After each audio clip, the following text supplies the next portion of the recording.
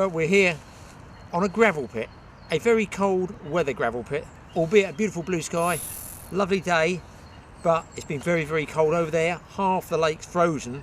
The ripple here with the winds picked up is actually thawing out a bit, I guess just the action of the waves, but we're going to do a bit of gravel pit piking, which in England in cold weather is generally, they're not going to chase lures too much. It's going to be static dead baits on the bottom. We're going to give it a shot.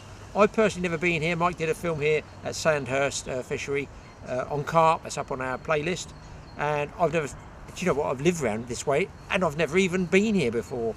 But we're going to give it a go. Regular fixed ball reels, buzzers, and we're sort of doing carp fishing for pike, if you like. We're going to give it a bit of a test, try out some carp rods that Mike's got there. Give them a go, see what they're like for distance casting. And what are we using is a, well, sort of overkill on length of trace, but you can't really go too short for pike. I don't know what, that's probably it's probably 2 feet 6 long, that wire. It's also about 30-pound wire, so they won't chew through it. Going to be using bigger baits. I think we're going to give it a shot on big baits here. I've got my VB, but it's a size 2 because I'm using bigger baits. That's those double hooks, you know, one up, a bait holding hook and a hooking hook if you like, but I'm going to show you how we're going to reverse those for casting. And the same here, so no trebles again, one SSG shot, that's all I want. Now the heavy baits, mackerel, herring, sardines, will probably sink under their own weight. Just rest down. It's very, very shallow, very weedy here, but I still like to have one here in case there's any undertow created by, if you get wind on a shallow gravel pit, invariably creates a sort of undertow, and that can put a belly in the line even though the bait's there, and just bump it into some weed over bait. Pike aren't going to see it. Bait I'm going to be using is a sardine, purely because I think that's sort of nice bite size for a pike. The ones they had in the supermarket, I just get them off the supermarket. That's the cheapest way to buy them. Herring and mackerel, I would have liked herring, but they were ginormous. I really would have liked to see bait that size when the sharking season comes along. But there you go, hey ho. So I've gone for that. I've kept a few sprats back, thawed them out. Now, normally you'd have that small bait holder hook through the jaws. I'm not going to do it that way. I'm going to do it because a big bait like this, invariably a pike will turn it and swallow it head first. So you want hooks up here. You also need a hook if you're casting that shape, sort of torpedo shape. A lot of guys will cut that in half and just use the tail section. That will cast out like a missile, but I'm going to put the big hook here right through the wrist of the tail end. And if you can see it there, right through the backbone, because these are quite a soft bait. And if you look, I've measured that roughly when I made these up last night, so that my bait holder one is near the head of the hook. So as he starts to swallow it, bam, you can get him on that bottom hook. So I've got one here and one there. Now years ago we would use half mackerel, a mackerel tail at the top, and the hook here, it was then we were using trebles a lot, but we would whip over there with elasticated thread to help, you know, bind it and hold that tail on so you cast it. My God, a half mackerel on a decent pike rod, you'll cast that 100 yards or more. We used to catch fish at range in those days. Here, this place, Sandhurst, I don't know it at all. They say it's fairly even, it's fairly shallow there. I guess average about 5 feet, something like that, 5-6 feet. So I just want this just to sit down there. Hey ho, we're going to give it a shot, try out these rods and just see if we do get a pickup.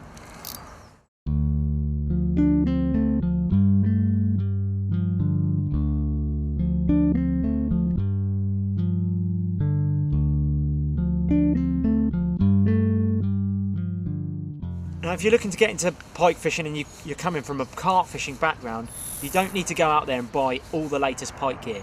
Carp rods are more than capable of handling pike. I've got 2 3/4 pound test curve rods, 15-pound line, fixed ball reel with a bait runner. That's quite important. I think they're size 6,000 reels, sorry. And yeah, it's good. Fish really light drag on the bait runner setting. We've got some bite alarms as well.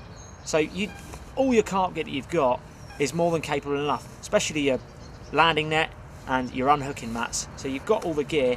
You may need to go out and get the odd pike float and obviously a trace, maybe some BB double hooks or treble hooks, things like that. But most of the time, if you're coming from a carp fishing background, you've got all the gear. No need to go out there and spend all the money. Okay, when you're doing this dead bait static fishing, just remember the visual aspect is just this. That's all there is. Now, baits like sardines, herring, they're pretty oily anyway, but there's no reason at all why you can't use any number of fishy type additives that you can buy in your tackle shops you know, to rub on the top of there. I'm going to be using some highly secret stuff called Raptor oil.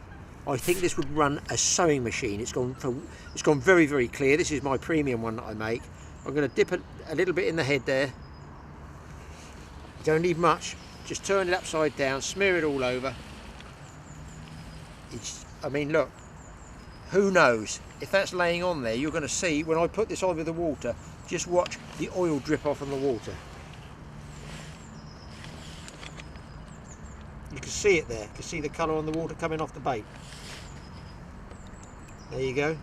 Now that could actually be helping the fish, the pike, home in, because they can hunt by scent as well, because I know some guys used to catch them 30 pounds locally at night, pitch black at night.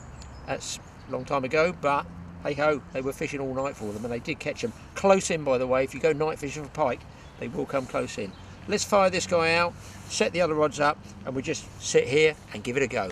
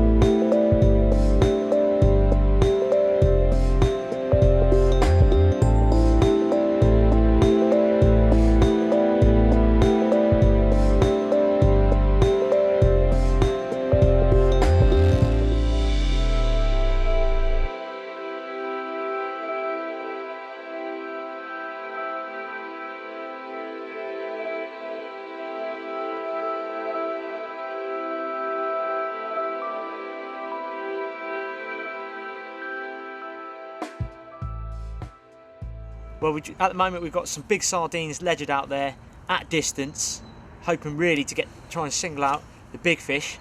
But what you can do is come a bit prepared to your session, and you can bring a couple of sprats. You know, on the TAOUTDOORS Fishing Show we love our sprats, and if you get a pair of scissors, good thing about the sprats is they're actually quite, well, they're just easy to cut, really, easy to break. You just cut them like this, small chunks.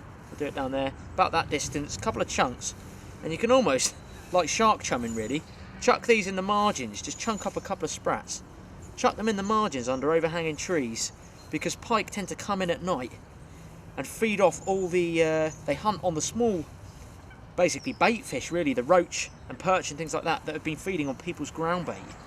So they do, pike know to come in at night. So chop a few sprats up like that. So if I show you there, I've got a few sprats there, chopped up, little diced up sprats, chuck these in the margins, and then later on in the evening, just as dusk is coming, you can chuck your bigger bait in with these smaller helpings, and hopefully there might be a big pike sitting there.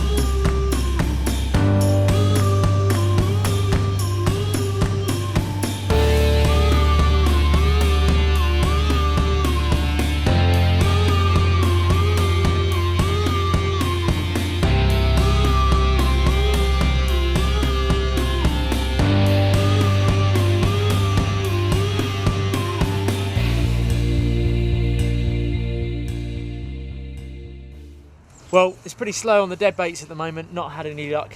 Dad keeps going on about sprats. So I'm going to have a look around the lake, check out some of the other swims, and see if I can see anything in there.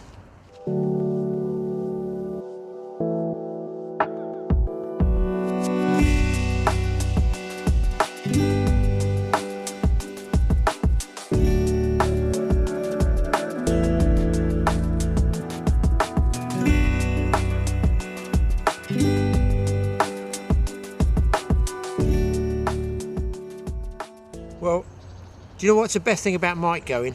This chair, the seat of power. Oh, I can feel it surging through me. The reason I want to change is I'm bored. I love sprats, as you know, the trusty sprats. I mean, I caught plenty of fish on sardines, don't get me wrong. But it's that static business that sort of bothers me after 3 or 4 hours, even with the oil out there. I'm thinking, you know, with the ripple on the water, I just feel like I want something moving and covering a bit of ground. I've never fished it before, so I don't, you know, really know where to fish at all, to be honest. So I'm going to be using bottom end only, a sliding float, standard trace, BB hook, shot, and being shallow, I'm only going to put a stop knot about 4 feet. I'll give you a tip here, guys. You can look on charts of fisheries, and a lot of fisheries do have charts now of all their depths, and that's fine, but it just tells you the depth that the bottom is, that the solid contour of the bottom is, the gravel, the mud, whatever's out there. It doesn't allow for weed growth coming up. So you could have 10 feet of water on the chart and think, God, that's a really deep hole there. Not necessarily, because if the weed's grown up 5 or 6 feet, you've only got 4 feet. And there's no point me putting this float at 6 feet. All this is going to do is drag into the weed. The pike aren't going to see it. So I'm going to set it until it drags in weed and keep shallowing that stop knot until such time as the float just drifts through the swim slowly like that. Hey, it's a wild card, it's a shot, it's just another totally awesome tip for you. Who knows? Mike's off wherever he's gone, I don't know, but I'm going to give his rod a try because, you know, they're long distance ones. I might be able to punch a float out a little bit further than my old archaic prehistoric rods. We'll give them a shot anyway, and that's what I'm going to do. One ledger rod on the bottom, but I'm still going to stick the old float out.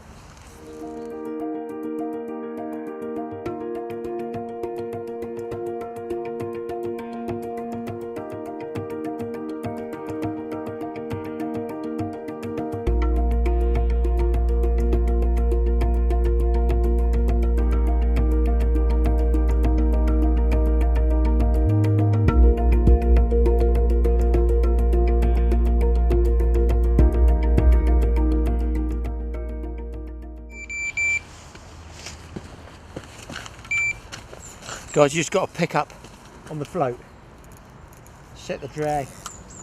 It's on Mike's new rod, I think it's a Sonics or something. Let's find out if it's any good now. He shouldn't walk away going for PP, should he?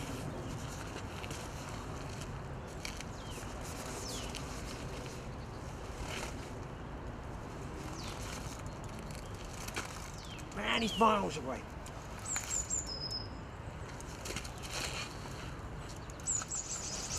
Initially I didn't think it was a big fish, but it might be 7-8 pounds, I don't know. The float just hit the water. Gone. There's something made me go for a long cast. Let's hope it stays on, guys.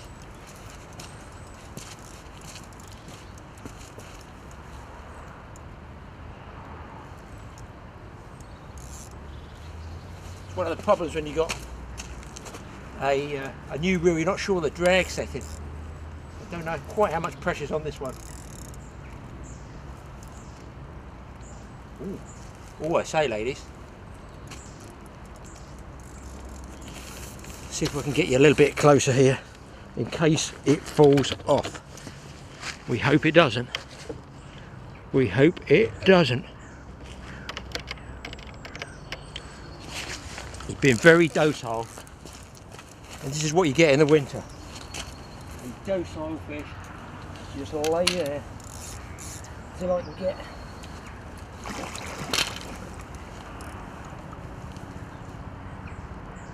Tell you why I'm pausing, I'm looking for the extra hook in case it's on the outside. Here we go, see if we can get him in. Come on, baby, come on, baby.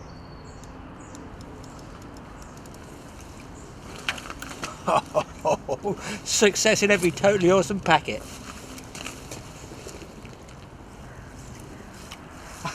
Oh dear, it's defo a double. Right. Guys, I was only using just a sprat under the float with a VB hook, which is the single, the 2 hooks. So what I hate is getting a fish up. Now I'll just tell you this is a tip. If you're fishing with trebles, and I'm trying to get more and more people away from trebles, of course I use them, but I don't really like using them now. A lot of guys know this pike fishing. If you have a double trebles, does that make sense? 2 two trebles. If you have two trebles, one's in the fish's jaw, the other's hanging outside, when you lift it up and take it to the mat, it can be a ball buster of a nightmare. You pike guys all know what I'm talking about there. So what I try and do, if I'm okay with a single hook like this, easy to unhook, it's better for the fish's welfare to unhook it in the net like this in the water. I don't even need to put it on the weigh mat. I don't even need to take it out the water. These great big nets, look, there's the fish. I've already unhooked him. I can just go in through the gills, pop that single hook out. So easy.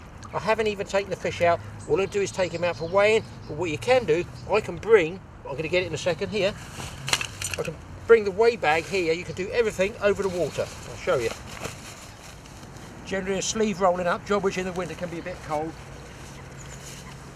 There we go. Look, we're not working out I'm some pike expert here. We were lucky. We just lucked out with this one. It was just a long distance cast. Man, is that water cold. There we go, very, very slowly. The main thing is, don't be frightened of pike. If you're frightened of them and you get a splash, that could pull a hook in your finger. There we go. So he's in there and you've got to let all the water drain out through the hole. Fish is fine.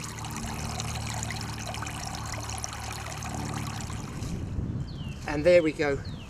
I can take the reading off that, and that is defo going to be a double. I can't look, you guys look first. Might be far off 13 pounds, I guess. 14.7-ish. Hold on. Hang on, just let it calm down. That's because he's been fresh, you see, because he hadn't come out the water yet. Hold on, it's nearly settling. I'm not even looking, I'll take your guys. 14.1. That's it. Nice pike. 14.1, nice pike.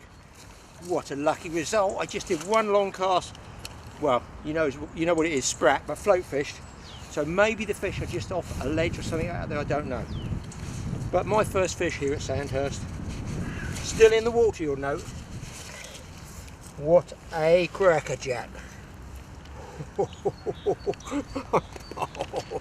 Totally awesome pike. I tell you what, good test for that rod and reel as well. And Mike, who's now on the camera, wishes he hadn't gone down to the car park toilet. Yeah. And left me to test his rods out for him. I said, leave those rods, I'll have a go with those. Great fish. Nice fish. Nice full belly on that. 14, what a result.